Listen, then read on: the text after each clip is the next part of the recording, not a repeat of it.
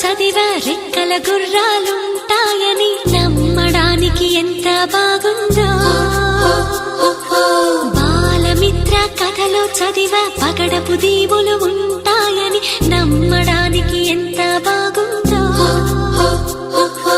నా కోసం రెక్కల గుర్రం ఎక్కి వస్తావని పగడపు దీవికి నువ్వే